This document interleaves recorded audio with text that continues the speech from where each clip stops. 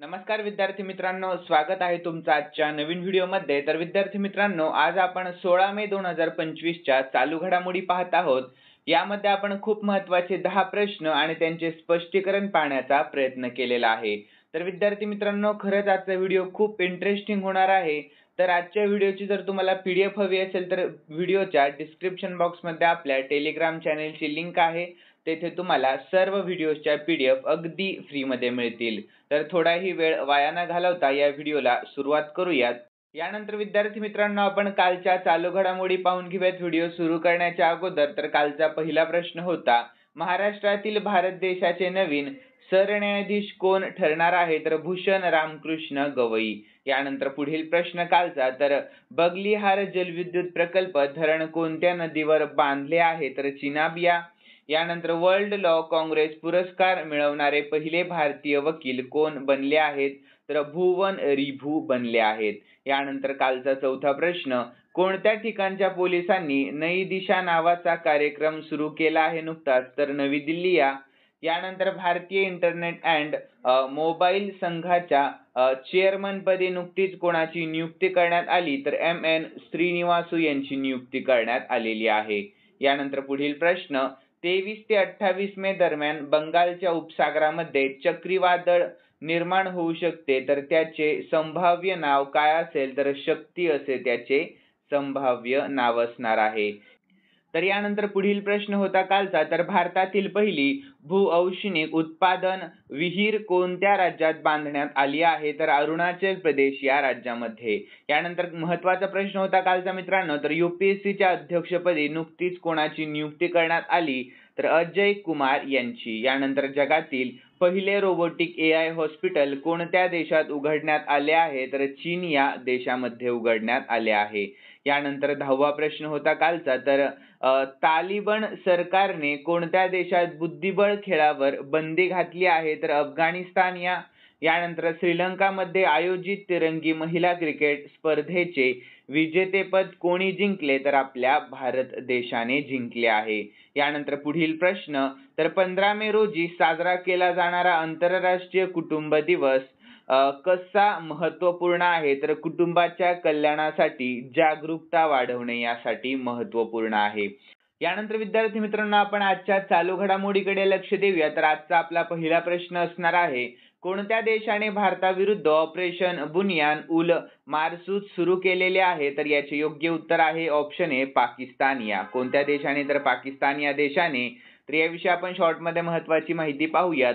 तर मे 2025 रोजी पाकिस्तानने भारताविरुद्ध ऑपरेशन बुनियान उल मारसूद सुरू केले आहे, ज्याचा उद्देश आहे भारतातील लष्करी प्रतिष्ठानांना लक्ष्य करणे। त्यानंतर जम्मू काश्मीर आणि पठाणकोट म्हणजे पंजाब, भुज, गुजरात इत्यादी 7 मे 2025 रोजी राबवण्यात आलेल्या भारताच्या ऑपरेशन सिंदूरला प्रत्युत्तर म्हणून ही कारवाई सुरू करण्यात आलेली आहे। तर या ऑपरेशनचे नाव आहे कुराण म्हणजेच मुस्लिमांचे पवित्र पुस्तक। तर यापासून प्रेरित आहे हे।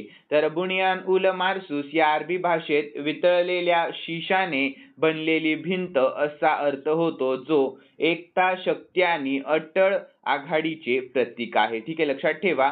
यानंतर विद्यार्थी मित्रांनो, पुढील प्रश्न आहे दुसरा, तर खेलो इंडिया युथ गेम्स 2025 मध्ये सुवर्ण पदक जिंकणारी अलका सिंग कोणत्या राज्यातील पहिली महिला खेळाडू ठरली आहे? तर याचे योग्य उत्तर ऑप्शन बी, बिहार या। कोणत्या? तर बिहार या। तर यानंतर याविषयी शॉर्टमध्ये महत्त्वाची माहिती पाहूयात। तर मित्रांनो, तर शिवांची मुलगी अलका सिंगने 18 वर्षाखालील गोळाफेक मध्ये 14.73 मीटर गोळा फेकून सुवर्ण पदक जिंकले आहे आणि बिहारला चौथे सुवर्ण पदक मिळवून दिलेले आहे। तर मित्रांनो, बिहार विषयी शॉर्टमध्ये महत्त्वाची माहिती पाहूयात आपण या ठिकाणी। तर बिहारची राजधानी आहे पटना। सध्याचे मुख्यमंत्री नितीश कुमार आणि सध्याचे राज्यपाल आहेत तेथील आरिफ मोहम्मद खान। यानंतर पुढील प्रश्न, तर ताप्ती खोऱ्यातील मेगा रिचार्ज प्रकल्पासाठी महाराष्ट्राने कोणत्या राज्यासोबत करार केलेला आहे? तर याचे योग्य उत्तर ऑप्शन डी, मध्य प्रदेश या। कोणत्या? तर मध्य प्रदेश या। तर याविषयी आपण शॉर्टमध्ये महत्त्वाची माहिती पाहूयात। तर मध्य प्रदेशात तापी बेसिन मेगा रिचार्ज प्रकल्प संयुक्तपणे राबविण्यासाठी मध्य प्रदेश आणि महाराष्ट्राने सामंजस्य करार म्हणजेच MOU केलेला आहे. तर मध्य प्रदेश विषयी शॉर्टमध्ये महत्त्वाची माहिती पाहूयात या ठिकाणी. तर मित्रांनो, मध्य प्रदेशची राजधानी आहे भोपाळ. सध्याचे मुख्यमंत्री मोहन यादव आणि सध्याचे राज्यपाल आहेत तेथील मंगूभाई पटेल आणि लोकसभेच्या जागा एकूण 19 आहेत आणि राज्यसभेच्या एकूण 11 जागा आहेत. यानंतर चौथा प्रश्न पाहूया. तर अलीकडेच भारतीय सैन्याने काश्मीरमध्ये दहशतवाद्यांवर कोणते ऑपरेशन सुरू केले आहे? तर याचे योग्य उत्तर ऑप्शन डी ऑपरेशन केलर. कोणते ऑपरेशन? तर ऑपरेशन केलर हे सुरू केलेले आहे. तर याविषयी महत्त्वाची माहिती पाहूयात. तर मित्रांनो, ऑपरेशन सिंदूर नंतर भारतीय सैन्याने 13 मे रोजी जम्मू आणि काश्मीरमध्ये ऑपरेशन केलर सुरू केलेले आहे. तर या अंतर्गत जम्मू काश्मीरच्या शोपियान भागात दहशतवाद्यांचा शोध आणि एन्काउंटर केले जात आहे. तर लष्कराने आतापर्यंत 3 दहशतवाद्यांना ठार मारले आहे. आणि मित्रांनो, काही प्रमुख ऑपरेशन आपण या ठिकाणी पाहून घेऊया. तर ऑपरेशन सिंदूर हे भारताने पाकिस्तान विरुद्ध केले होते आणि operation Brahma Myanmar, operation Ganga Ukraine आणि ऑपरेशन अजय हे इस्रायल, यानंतर ऑपरेशन करुणा म्यानमार आणि ऑपरेशन दोस्त हे तुर्की या ठिकाणी. यानंतर मित्रांनो, ऑपरेशन इंद्रावती हे हेतीसाठी केले होते. यानंतर पुढील प्रश्न पाहूयात 5वा. तर जगात कोणत्या राज्यात किंवा केंद्रशासित प्रदेशामध्ये सर्वाधिक हिमबिबट्यांची नोंद झालेली दिसून येते? तर याचे योग्य उत्तर ऑप्शन सी लडाख या. कोणत्या? तर लडाख या, लक्षात ठेवा. यानंतर मित्रांनो, याविषयी आपण शॉर्टमध्ये महत्त्वाची माहिती पाहून घेऊयात. तर अलीकडेच एका अभ्यासानुसार मे 2025 मध्ये लडाख या केंद्रशासित प्रदेशामध्ये जगामध्ये सर्वाधिक हिमबिबट्या म्हणजेच पॅन्थेरा अनसिया आढळून आल्या आहेत. यानंतर हा अभ्यास पब्लिक लायब्ररी ऑफ सायन्स म्हणजेच PLOS द्वारे तर PLOS 1 जर्मनला प्रकाशित झालेला आहे. यानंतर मित्रांनो, या अभ्यासानुसार लडाखमध्ये हिमबिबट्यांची संख्या 477 असल्याचा अंदाज आहे, जो भारतातील या मायावी मोठ्या मांजरींच्या एकूण लोकसंख्येच्या सुमारे 68% आहे. यानंतर मित्रांनो, लडाख विषयी शॉर्टमध्ये महत्त्वाची माहिती. तर लडाखचे सध्याचे उपराज्यपाल आहेत BD मिश्रा आणि लडाखची राजधानी आहे लेह आणि कारगिल आणि एकूण जिल्हे आहेत 7. किती जिल्हे आहेत लडाखमध्ये? एकूण तर 7 जिल्हे आहेत. तर यानंतर 6वा प्रश्न. तर विद्यार्थी मित्रांनो, प्रश्न आहे तर कोणत्या राज्याने एक जिल्हा आणि एक उत्पादन म्हणजेच ODOP मध्ये 12 नवीन उत्पादने समाविष्ट केलेली आहेत? तर याचे योग्य उत्तर ऑप्शन बी उत्तर प्रदेश या. कोणत्या? तर उत्तर प्रदेश या. तर याविषयी शॉर्टमध्ये महत्त्वाची माहिती पाहूयात आपण. तर स्थानिक हस्तकला आणि उद्योजकतेला प्रोत्साहन देण्यासाठी एक मोठे पाऊल उचलत उत्तर प्रदेश सरकारने त्यांच्या प्रमुख योजने एक जिल्हा एक उत्पादन म्हणजेच ODOP अंतर्गत 12 नवीन उत्पादने जोडली आहेत, ज्यामुळे राज्यातील 75 जिल्ह्यांमधील सूचीबद्ध उत्पादनांची एकूण संख्या 74 झालेली आहे. तर या विस्तारामुळे कारगिरांना सक्षम बनवण्याची, निर्यात वाढवण्यासाठी आणि स्थानिक अर्थव्यवस्थेला $1 ट्रिलियन उद्दिष्टांकडे नेण्याची सरकारची वचनबद्धता आणखी बळकट होते. यानंतर मित्रांनो, आपण उत्तर प्रदेश विषयी शॉर्टमध्ये महत्त्वाची माहिती पाहून घेऊया. तर उत्तर प्रदेशची राजधानी आहे लखनौ. सध्याचे मुख्यमंत्री योगी आदित्यनाथ आणि राज्यपाल आहेत सध्याचे आनंदीबेन पटेल. आणि यानंतर तेथील राज्य प्राणी आहे बारासिंगा, राज्यपक्षी सारस आणि लोकसभेच्या जागा एकूण आहेत 80 आणि राज्यसभेच्या जागा आहेत एकूण 31. ठीक आहे, लक्षात ठेवा. यानंतर मित्रांनो, पुढील प्रश्न आहे 7वा. तर 5वे आशियान भारत युवा संमेलन 2025 कोणत्या राज्यात आयोजित केले जाणार आहे? तर याचे योग्य उत्तर आहे मित्रांनो ऑप्शन ए गोवा या राज्यामध्ये. कोणत्या राज्यामध्ये? तर गोवा या राज्यामध्ये. तर यानंतर आपण याविषयी महत्त्वाची माहिती पाहूयात. तर 5वे आशियान भारत युवा संमेलन 2025 हे गोव्यामध्ये आयोजित केले जाणार आहे. तर या संमेलनाचे आयोजन इंडिया फाउंडेशन या संस्थेने केले आहे. तर संमेलनाचे उद्दिष्ट काय आहे?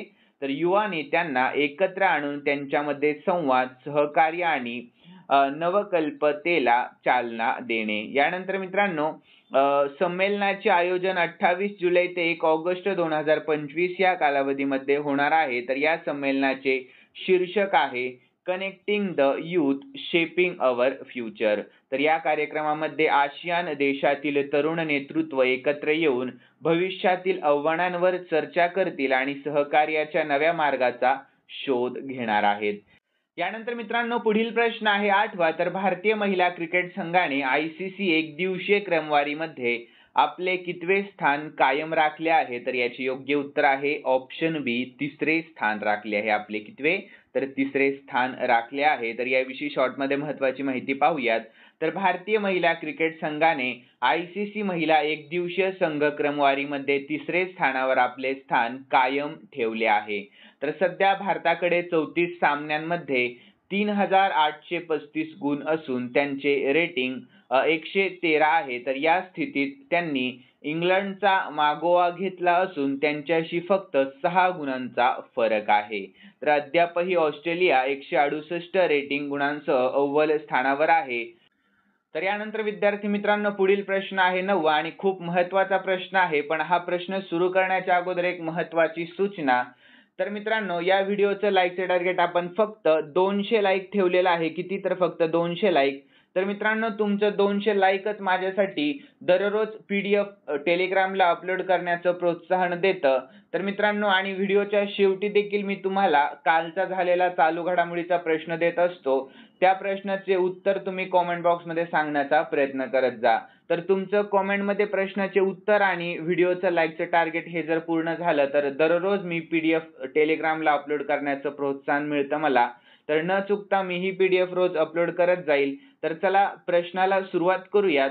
तर आजचा प्रश्न, नीरज चोप्रा याला भारतीय सैन्य दलात कोणते मानद पद देण्यात आलेले आहे? तर याचे योग्य उत्तर आहे ऑप्शन बी, मानद लेफ्टनंट कर्नल हे पद देण्यात आलेले आहे. कोणते? तर लेफ्टनंट कर्नल हे पद.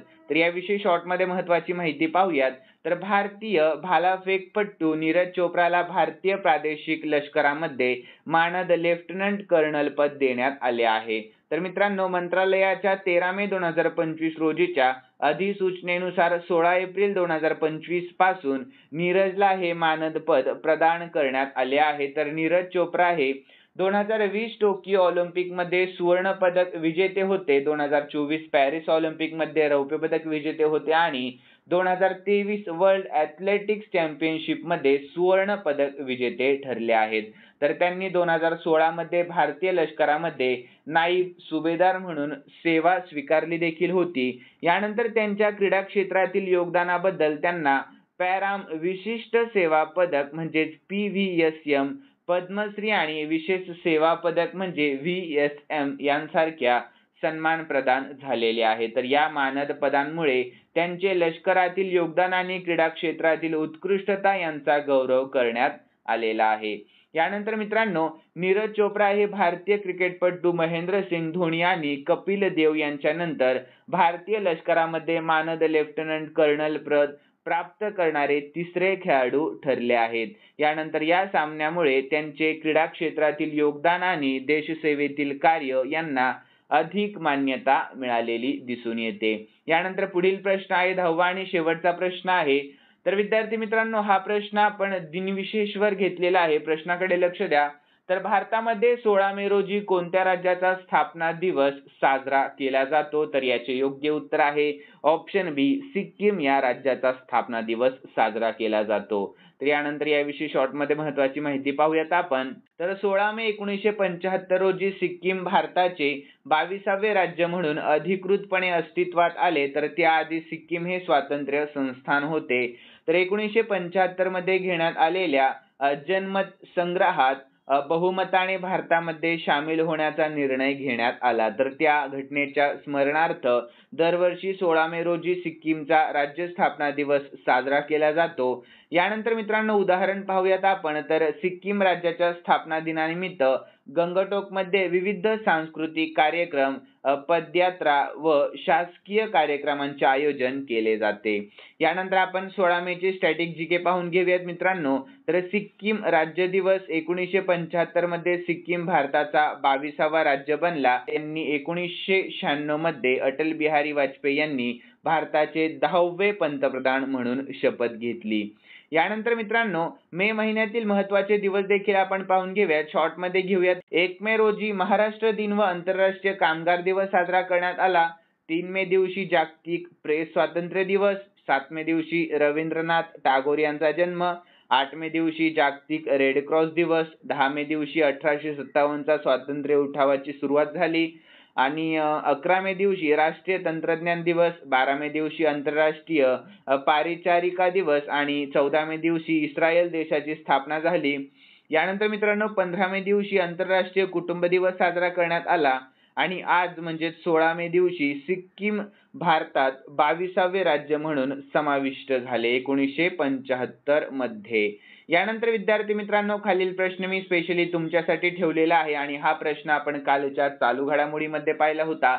ज्यांनी कालचा व्हिडिओ पाहिला असेल त्यांना नक्कीच या प्रश्नाचे उत्तर येईल अशी मी अपेक्षा करतो. तर प्रश्न असा आहे, महाराष्ट्रातील भारत देशाचे नवीन सरन्यायाधीश कोण ठरणार आहे? तर याचे योग्य उत्तर तुम्हाला आपल्या कॉमेंट बॉक्स मध्ये सांगण्याचा प्रयत्न करायचा आहे मित्रांनो. तर उत्तर येत असेल तर प्लीज कॉमेंट बॉक्स मध्ये उत्तर सांगण्याचा प्रयत्न करा आणि शक्य होत असेल तर आपले 200 लाईकचं टार्गेट पूर्ण करण्याचा देखील प्रयत्न करा.